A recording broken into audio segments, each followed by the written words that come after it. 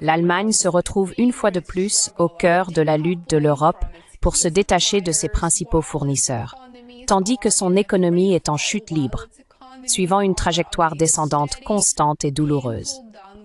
Bien sûr, les élites politiques européennes ne sont pas celles qui en subissent les conséquences, alors que la flambée des coûts de l'énergie provoque la désindustrialisation et augmente le coût de la vie dans toute l'Union européenne.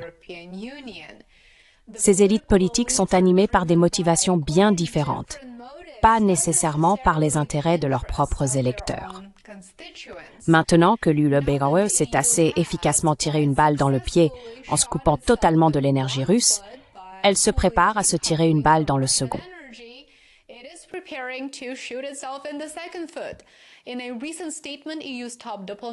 Dans une déclaration récente, la principale diplomate de l'UE, Kaja Kallas, a affirmé que la dépendance à l'égard de la Chine était inacceptable.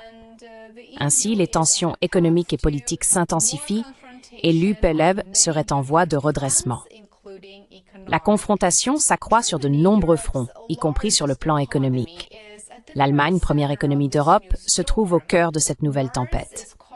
Elle est prise entre des chaînes d'approvisionnement bien établies, efficaces et essentielles avec des entreprises chinoises et une pression politique croissante pour se diversifier et s'éloigner de la Chine dans le but de renforcer les règles de sécurité nationale. Bien sûr, nous comprenons que les préoccupations liées à la sécurité nationale ne reposent pas forcément sur la réalité, ou pire, qu'elles puissent être fabriquées. Mais elles demeurent dans tous les cas des outils pratiques.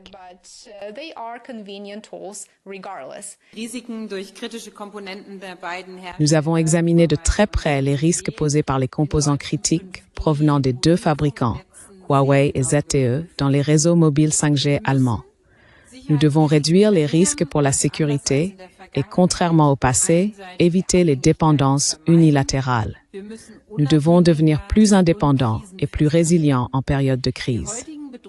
Les menaces actuelles soulignent l'importance d'une infrastructure de télécommunications sûre et fiable, mais en particulier face aux dangers du sabotage et de l'espionnage.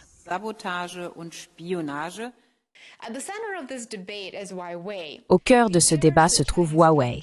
Depuis des années, le géant technologique chinois est profondément intégré au réseau 5G allemand, plus que dans presque toute autre économie européenne.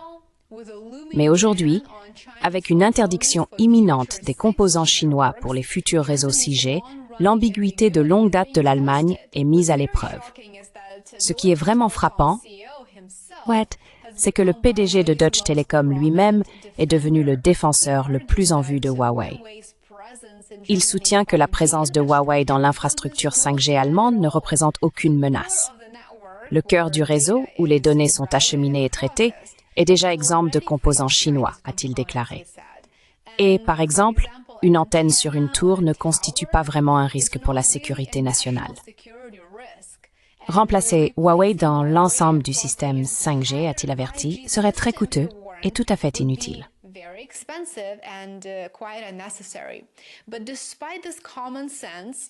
Mais malgré ce bon sens, le nouveau projet de loi allemand accorde au ministère de l'Intérieur une large autorité pour bloquer ou interdire certains composants provenant de fabricants étrangers considérés comme des risques pour la sécurité. En théorie, ces pouvoirs pourraient être utilisés pour obliger les opérateurs télécoms à retirer les équipements Huawei de leurs réseaux 5G existants. Et cela serait bien sûr une mesure qui pourrait coûter des milliards et nécessiter probablement un soutien des contribuables. Dans le secteur de l'énergie, où des composants chinois sont intégrés au système de réseau et aux infrastructures renouvelables, le coût pourrait être tout aussi élevé. Puis sont venues les déclarations du chancelier Friedrich Merz la semaine dernière. S'exprimant lors d'un forum économique à Berlin, il a déclaré que les fournisseurs chinois ne seraient plus autorisés dans les réseaux 6G allemands.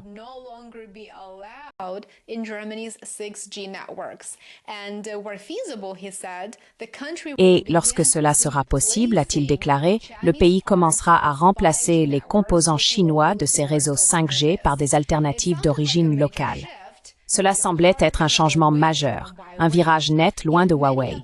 Pourtant, de nombreux observateurs ont immédiatement remis en question la véritable portée de cette décision. Après tout, la technologie 6G ne sera pas déployée avant 2030. L'équipement de Huawei représente environ 60% du réseau d'accès radio de l'Allemagne.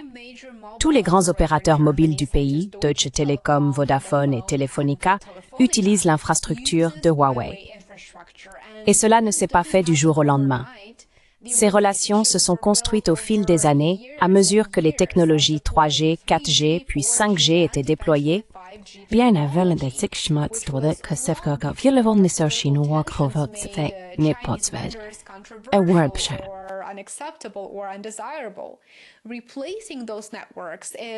Remplacer ces réseaux est bien plus compliqué que de changer quelques cartes de circuits imprimés. Il est tout à fait clair que cela nécessite de réorganiser des milliers de sites, de former à nouveau le personnel et de réécrire les logiciels d'intégration.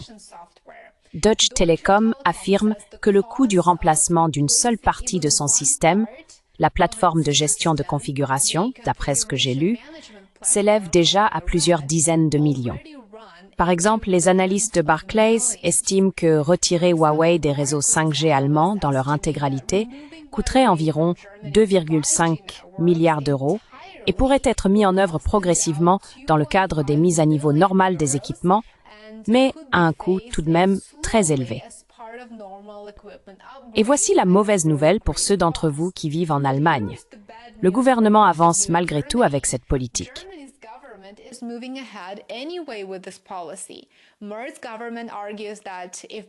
Le gouvernement de Merz soutient que si Pékin peut potentiellement influencer le fournisseur, il pourrait un jour influencer l'ensemble de l'infrastructure allemande. En d'autres termes, il s'agit d'une chasse aux sorcières aveugles aux frais du contribuable. Pourtant, un fait devient de plus en plus évident. La tendance à long terme joue contre Huawei et en faveur du découplage. Des rapports récents indiquent que Deutsche Telekom a déjà commencé à remplacer les équipements Huawei sur des milliers de sites mobiles, se tournant progressivement vers Nokia et Fujitsu. Huawei a survécu à des années de tempête politique en Allemagne et dans toute l'Union européenne, mais la pression s'intensifie.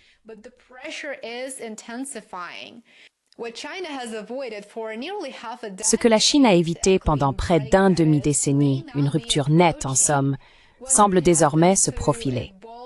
Que cela se produise par un décret politique audacieux du gouvernement allemand ou par une transition lente et discrète, la direction est claire.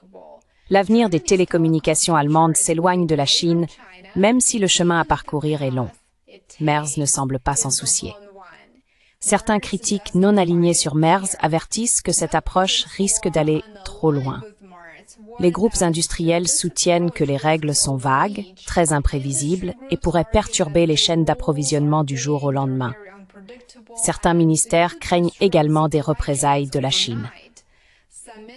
D'ailleurs, la Chine reste le plus grand partenaire commercial de l'Allemagne.